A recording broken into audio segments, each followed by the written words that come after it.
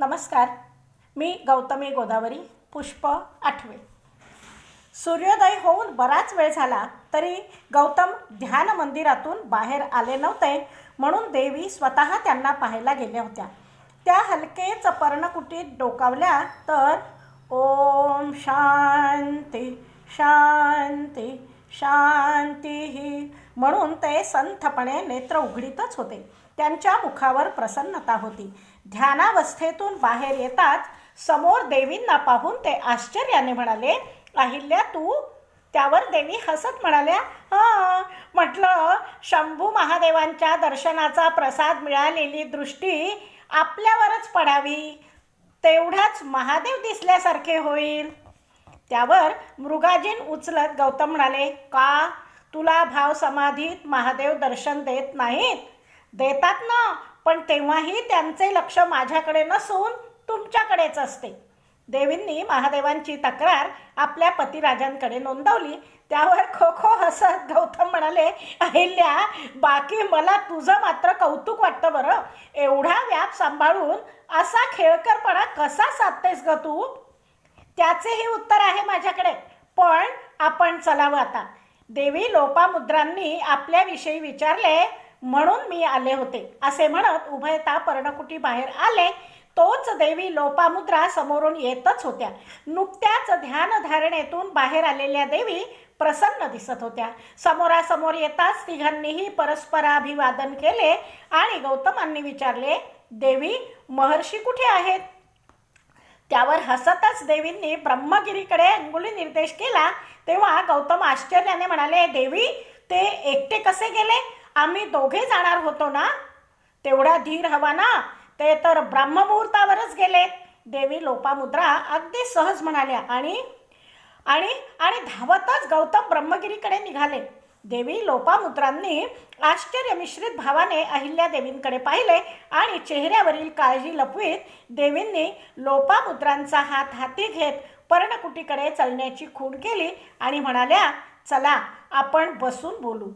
गौतमांच्या काळजीचे कारण जाणून घेण्याची देवी लोपामुद्रांना घाई झाली होती आणि ब्राह्ममूर्ती ब्रह्मगिरीवर जाण्याऐवजी महर्षी अगस्तींनी सूर्योदय झाल्यावर जायला पाहिजे होते, असा विचार अहिल्या देवींच्या मनाला सतावित होता.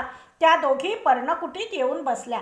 समोरच्या व्यक्तीचा चेहरा वाचण्यात पटाईत असलेल्या लोपामुद्रा म्हणाल्या, अहिल्या, तुम्ही चिंता का करताय? ब्रह्मगिरीवर अगदी जंगली श्वापदे असली तरीही आर्यांची चिंता करण्याचे कारणच नाहीये. आता मात्र अहिल्यादेवी स्वतःला सावरत म्हणाल्या, छे छे, महर्षींची शक्ती आम्हाला ज्ञात का नाही? समस्या वेगळीच आहे. आम्ही सर्वांनी मिळून ब्रह्मगिरीच्या पायथ्यापासून चढणीच्या मार्गावर जागोजागी कुंड खोदून ठेवलेत. वर्षा ऋतूमध्ये ब्रह्मगिरीवरून वाहत येणारे जल या कुंडामध्ये साठवले गेले. त्यातील काहींमध्ये आजही जल आहे आणि काही शुष्क आहेत. काही कुंड उथळ आहेत तर काही पुरुषभर उंचीची सुद्धा आहेत. अंधारात नवख्या माणसाला या कुंडापासून इजा होऊ शकते आणि महर्षींना कुठलीही इजा होऊ नये म्हणून काळजी वाटते. हे सर्व ऐकून लोपामुद्रा उत्साहाने म्हणाल्या, अरे वा, हे सर्व जर मला आधी ज्ञात असते तर मीही गेले असते आर्यांबरोबर. आणि अहिल्यादेवी कौतुक भरल्या नजरेने पाहतच राहिल्या. इकडे गौतम पायथ्यापासून प्रत्येक टप्प्यावर हाका मारीतच ब्रह्मगिरीवर पोहोचले आणि समोर पाहतात तो महर्षी अगस्ती पश्चिमेच्या वाऱ्याला सामोरे उभे. त्यांना पाहून मनोमन गंगाधराला धन्यवाद देत गौतम अगदी धीम्या गतीने महर्षींच्या दिशेने निघाले. दूरवर पश्चिमेला असलेल्या रत्नाकराकडे पाहत महर्षी अगदी ताठ उभे होते. जणू ते त्याला म्हणत असावेत, रे सागरा, ब्रह्मगिरी तर देण्यासाठीच उभा आहे.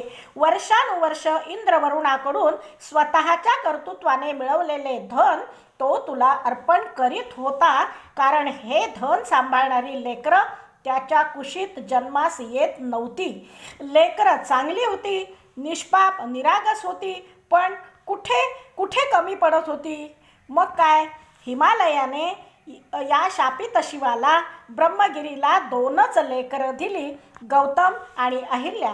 पाहता पाहता ब्रह्मगिरीची सर्व लेकरं कर्तृत्ववान झाली. काय कसं वाटतंय? विचारांच्या तंद्रीत त्यांच्या दोन्ही हातांनी घट्ट घडी केली आणि मुखावर आव्हानाचे भाव कधी उमटले ते त्यांनाही कळले नाही. महर्षी गौतमांच्या हाकेने ते भानावर आले. गौतमांना समोर पाहून त्यांना इतका आनंद झाला की त्यांनी प्रेमभराने त्यांना आलिंगन दिले आणि गदगद स्वरात म्हणाले, गौतम, गौतम, किती अद्भुत, किती दिव्य कार्य केलं. अहो आश्चर्यम, महद आश्चर्यम. तुमचे कौतुक करण्यासाठी साक्षात महादेवच पुरतील. मी तर निशब्द झालोय. महर्षी गौतम अधिकच विनयाने भूमीवर दृष्टी खेळवून म्हणाले, मी असा काय पुरुषार्थ केला? गुरुजनांकडून मिळवलेले ज्ञान, पूर्वजांचा आशीर्वाद आणि आपल्यासारख्यांचा कर्मयोग पाहून मिळालेली प्रेरणा, शिवाय या सर्वांची साथ, या सर्वांच्या आधारे जीवनाला आकार देतोय, एवढंच. विनय आहे हा, फक्त विनय. असे म्हणताना त्यांनी गौतमांचे दोन्ही हात आपल्या हातात घेतले आणि ते दचकले. त्यांनी स्वतःच्या हातांनी गौतमांचे दोन्ही तळहात उघडले आणि एवढ्या भक्कम आणि कणखर मनाचे, शिवाय स्वतःही प्रचंड कर्मयोग केलेले महर्षी अगस्ती पण गौतमांच्या तळहातांना पाहून त्यांचे नेत्र पाणावले. नकळत त्यांनी स्वतःचे मस्तक गौतमांच्या तळहातावर टेकवले आणि म्हणाले, गौतम, अहो या हाताच्या अणुरेणूवर घट्टे पाडून ठेवलेत. साक्षात शंभू महादेवाला हलवून सोडलं.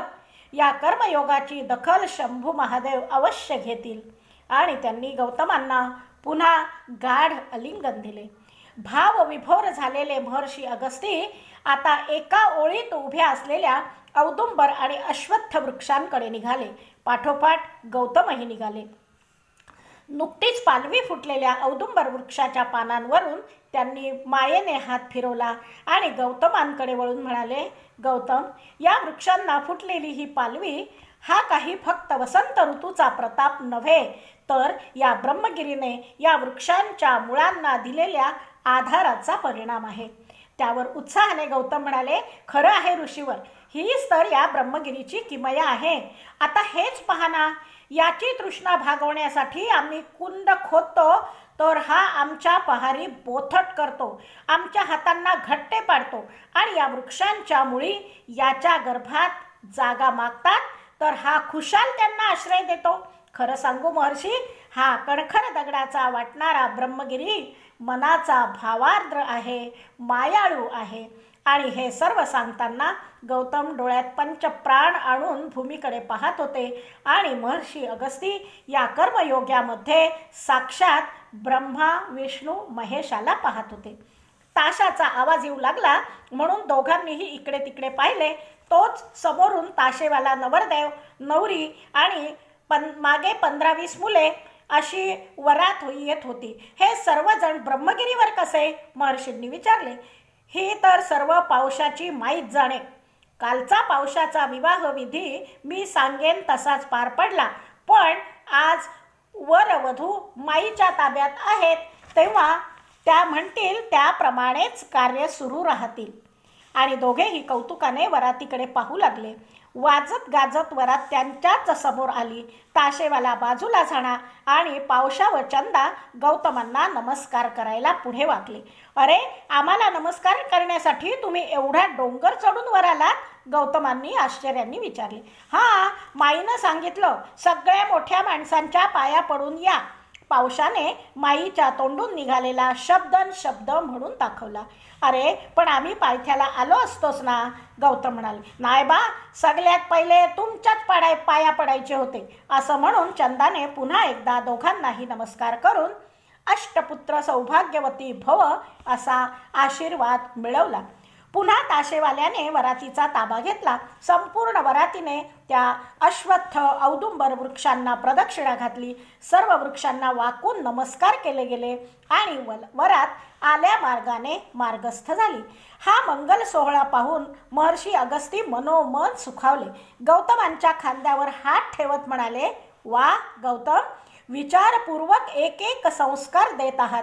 काल तुमच्या पावसाने धर्मेच, अर्थेच, कामेच नातिचरामी असे वचन उद्गारले, तेव्हाच मी म्हणालो, इथे संस्कृती जन्म घेते. या शेकडो कुंडातून तुम्ही ब्रह्मगिरीला जलाचे अर्घ्य देताय, तो पुढे हजारो वर्षांपर्यंत अमृतधारा स्रवेल. गौतम, आद्य ऋषी म्हणतात, हा ब्रह्मगिरी म्हणजे साक्षात शिव आहे, पण शापित शिव आहे. जर तो शापित शिव आहे तर तुम्ही त्याला मिळालेला उशाप आहात.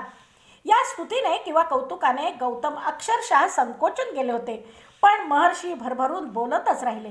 गौतम, तुम्ही या ब्रह्मगिरीचा काया पालट करणार आहात, नव्हे करत आहात. येथील मानव सुसंस्कारित करीत आहात. जल अडवून जिरवून भूमातेची आराधना करीत आहात. कृषीशास्त्रात नवनवीन प्रयोग करीत आहात. ब्रह्मासारखे नवनवीन सर्जन करत आहात. विष्णूसारखे जीवनाला स्थैर्य देत आहात, तर सदाशिवांसारखा अज्ञानाचा संहार करीत आहात. गौतम, एक दिवस या त्रिशक्तींना इथे यावेच लागेल, असे म्हणत असतानाच त्यांची नजर त्या मधोमध असलेल्या औदुंबर वृक्षाकडे गेली. ते भारावल्यासारखे त्याच्या दिशेने चालू लागले. गौतमही मागोमाग निघाले. त्या वृक्षाकडे जाऊन त्यांनी पायातील खडावा काढल्या आणि मस्तक टेकून त्या वृक्षाला नमस्कार केला. नंतर तिथून उठले आणि वृक्षाला प्रदक्षिणा घातली. मुखाने ते हे शंभू, हे सदाशिवा, गंगाधरा, महादेवा असा जयघोष करू लागले. नंतर ते त्या औदुंबराच्या बुंध्याजवळ पद्मासनात बसले. नेत्रकमल मिटले आणि काही क्षणातच ध्यानस्थ झाले. गौतम तिथे शांतपणे बसून राहिले. महर्षींचे संस्कृतीवरील प्रेम त्यांच्यासाठी नवीन नव्हते, पण आज पाहिलेले आनंदी आणि उत्साही महर्षी त्यांना डिंगमूड करून गेले. काही वेळाने महर्षी ध्यानावस्थेतून बाहेर आले. ते खूप प्रसन्न दिसत होते, पण अशांत पण होते. ते म्हणाले, गौतम, चलायचे आता? गौतमांनी होकारार्थी मान हलवली. तिथून उठताना त्यांनी पुन्हा चौफेर प्रसन्नतेने दृष्टी फिरवली आणि दोघेही उतरणीला लागले. समोर पायथ्याला भातशेती आकार घेत होती. पावशान चंदाची वरात पायथ्याला पोहोचली होती. चालता चालता वरात उजवीकडे वळली. तिथे सर्वजण थांबले.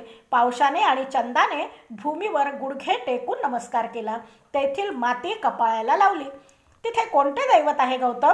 महर्षींनी विचारले. आणि मातृदेवो भव, हे गौतम उत्तरले. हे ऐकताच ऋषीवर थांबून त्यांच्याकडे पाहू लागले. तेव्हा गौतम म्हणाले, महर्षी, त्या ठिकाणी पावसाच्या आईने त्याला जन्म दिला आणि ती जागीच गतप्राण झाली. पुढे मोठा झाल्यावर इतरांनी त्याला ती जागा दाखवली. हे ऐकून महर्षी सद्गतीत झाले. ब्रह्मगिरीच्या पोटात औदुंबराच्या मुळ्या रुजत होत्या आणि अनार्यांच्या मनात संस्कारांच्या बीजाला अंकुर फुटत होते. धन्यवाद.